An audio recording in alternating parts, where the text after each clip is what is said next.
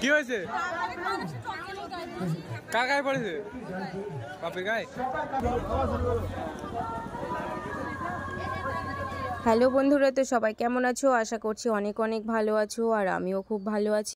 সুন্দরবনের সবথেকে বড় পূজা ও মেলা হচ্ছে জেমসপুরে 62 ফুট কালী মা। এই প্রথমবার কিন্তু 62 ফুট কালী মায়ের দর্শন পেলাম। এই কালী পূজা গত 10 বছর ধরে হয়ে এসেছে, এবারে 11তম বর্ষে পড়ে। 11 বছরে এই প্রথমবার আসা মায়ের দর্শন পেলাম। কালী মা যে এত লম্বা যে আমি এখানে ক্যামেরার মধ্যে ঠিকঠাক ক্যাপচার করতে পারছি না, তোমরা সেটা দেখেই বুঝতে পারছো। আর এই বড় মাকে দেখতে কিন্তু অনেক দূর থেকে বহু মানুষ এসেছে এখানে। মাকে দর্শন করতে করতে তোমাদেরকে একটু ক্যামেরায় দেখাই যে এখানে মাকে দর্শন করতে কত ভিড় হয়েছে। আর আজকে কিন্তু আমাদের সাথে বর্ষা এসেছে, বাপি আর আমি, আর আমার হাজব্যান্ড আমাকে এগিয়ে দিয়ে গেছে, কারণ ও একটু ওর লেট হবে, দোকানে কাজের চাপ প্রচুর, যার কারণে ও আসতে পারছে না। ও বলল যে তোমরা আগে যাও, তারপরে আমি যাচ্ছি। তারপরে মাকে দর্শন করে চলে এলাম বাইরের দিকে। আর আমরা যখন মেলায় গেছি তখন কিন্তু অতটা ভিড় ছিল না।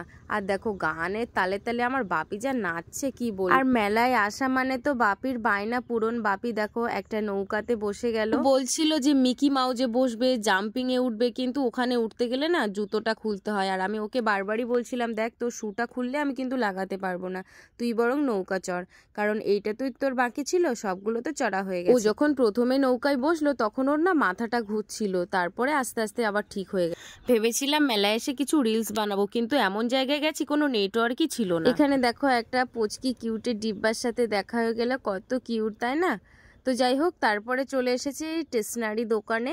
তো বর্ষা একটা কানের কিনবে বলছিল, তো কানের পছন্দ করে উঠতে পারছিল না। তারপরে অনেক খোঁজাখুঁজি করার পরে ও একটা কানের পছন্দ করেছে। ও এই কানেরটাই পছন্দ করেছে, তো আমারও ভালো লেগেছে, তো আমি ভাবলাম যে ঠিক আছে তাহলে নিয়ে নিয়ে। আর এদিকে দেখো বলছিল আইসক্রিম খাবো, তো এখানে ওরা দুজন আইসক্রিম নিয়েছে, আর আমি তো আইসক্রিম একদম পছন্দ করি না, ঠান্ডা জিনিস, তো ওরা দুজনই আইসক্রিমটা খেলো। আর হ্যাঁ, আজকে কিন্তু মেলায় অনুষ্ঠান ছিল ডান্স, তো ডান্সের ওদিকে যেতেও ভালো লাগছিল না। একটা ভ্যানের উপরে আমরা মানে প্রথমেই বসেছিলাম, তো এদিকে দেখো বাবি যেন মনে হচ্ছে ভ্যানটা ওই চালাবে। তো যাই হোক, এখানে বসে একটু আড্ডা টাড্ডা দিলাম, আড্ডা বলতে কারোর সাথে না, আমরা দুজন। তারপরে চলে এলাম খেতে, কারণ খুব খিদেও পেয়ে গেছিলো যদিও। তো আমি বলছিলাম যে আমি চাউমিন খাবো, তোরা কি খাবি বল? তো বর্ষা বলল আমিও চাউমিন খাবো, আর বাপির একটু অন্যরকম প্ল্যানিং, ও বলছে আমি বিরিয়ানি খাবো। তো ঠিক আছে। আর এখানে কিন্তু সম্পূর্ণ কুপন সিস্টেম, আগে বিলটাকে পেমেন্ট করতে হচ্ছে, তারপরে গিয়ে খাওয়া। আমি বাপিকে বলছিলাম যে বাপি বিরিয়ানিটা না খেলে হতো না, কারণ বিরিয়ানিটা না, মেলার বিরিয়ানি খুব একটা ভালো করে না, কারণ হনুমান পূজার মেলাতে গিয়ে সেম একই করেছিল, যার কারণে আমি আর বিরিয়ানি নিইনি। কিন্তু বাপি এত ঝামেলা করলো যে ওকে বিরিয়ানি দিতে হলো। আমি যে চাউমিনটা খেয়েছি এটা কিন্তু ভালো করেছে, এটা খুব সুন্দর ভেজেছে চাউমিনটা।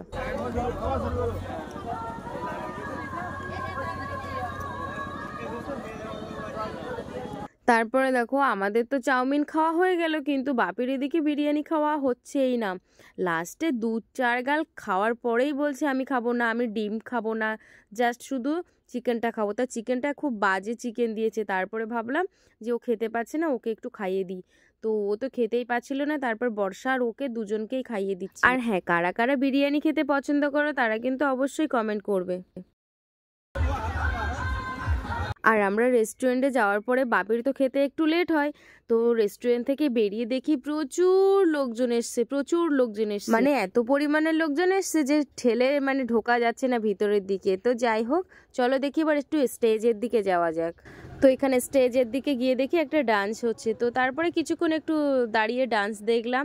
দেখতে দেখতে বাপি বলল যে এখানে আর ভালো লাগছে না, চলো ঘুরে আসি আরেক। তারপরে ওর মামাদের সাথে দেখা হয়ে গেল, আর এই যে দেখো কারেন্টের নাগরদোলায় ওরাও উঠে গেল।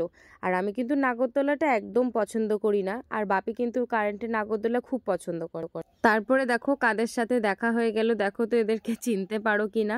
তো তাই আমার হাজব্যান্ডকে বললাম যে মেলায় যখন এসছো তো আমাকে কিছু অন্তত একটা কিনে দাও। তো বললো কি কিনবে, তো আমি ওকে বলছিলাম যে আমার ঘড়িটা তো খারাপ হয়ে গেছে, তো আমি একটা ঘড়ি কিনে নিই। যদিও সেই হারে ভালো ঘড়ি পাবো না, আমি এখানে বলছিলাম স্মার্ট ওয়াচের কথা, কিন্তু এখানে স্মার্ট ওয়াচ নেই, সব আছে এলইডি ওয়াচ। আর এমনি যেরকম সিম্পল যে ঘড়িগুলো হয় সেরকম ধরনের ঘড়ি আছে। তো এখান থেকে যাই হোক এই আছে, যখন এখান থেকে একটা পছন্দ করব। আর ওই দাদাটা কিন্তু ঘড়িটা আবার জলের মধ্যে দিয়ে দেখিয়ে দিচ্ছে যে ঘড়িটা ওয়াটার প্রুফ আছে। প্রথমে তো আমরা বিশ্বাসই করছিলাম না যে এটা ওয়াটারপ্রুফ ঘড়ি বলে, তো তারপরে দেখলাম যে না, সব ঠিকই আছে। এখানে দাঁড়িয়ে তো একদম বোর হয়ে যাচ্ছি, অনেকক্ষণ ধরে দাঁড়িয়ে আছি কিন্তু ঘড়ি আমি পছন্দ করে উঠতে পারছি না। তারপরে দেখো এখানে একটা আয়নাও দেখতে পেলাম, আর আমি দেখো মুখ দেখাটাও শুরু করে নিয়েছি, যেটা আমার খুব পছন্দ। তারপরে দেখো আমি যে ঘড়ি পছন্দ করছি সে ঘড়ি আমার হাজব্যান্ডের পছন্দ হচ্ছে না, আর ও যেটা পছন্দ করছে আর সেটা আমারও পছন্দ হচ্ছে না। এই করে করে যাহেক করে আমরা একটা ঘড়ি পছন্দ করলাম। তো সেটা খারাপ না, একেবারে খারাপ না, ভালো। তোমরা দেখে বলো কেমন।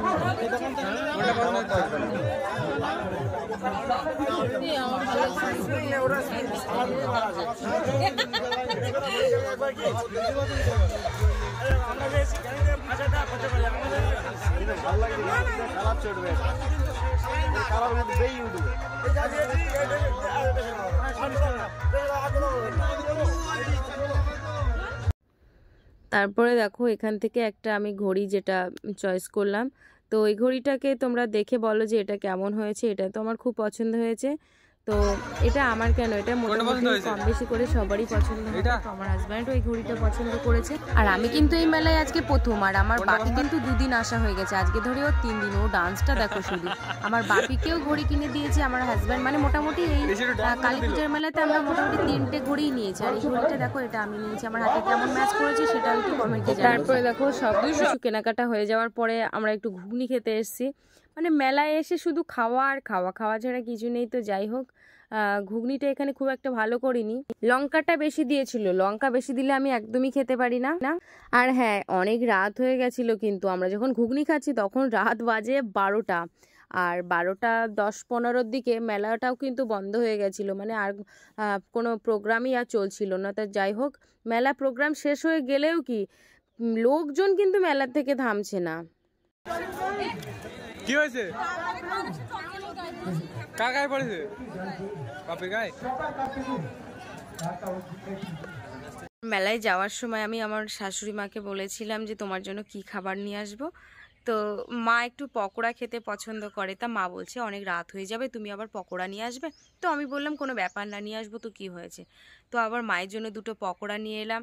আর বাবা অত ভাজাভুজি পছন্দ করে না, আর বাড়ির জন্য মিষ্টি নিয়ে এসেছি, মানে সবার জন্য আর কি। তো যাই হোক, এই মানে ভিডিওটা তোমাদেরকে কেমন লাগলো একটু কমেন্টে জানাবে। আর ভালো লাগলে লাইক কমেন্ট করো, আর চ্যানেলে নতুন হয়ে থাকলে অবশ্যই আমার চ্যানেলটিকে সাবস্ক্রাইব করে সবাই পাশে থেকো।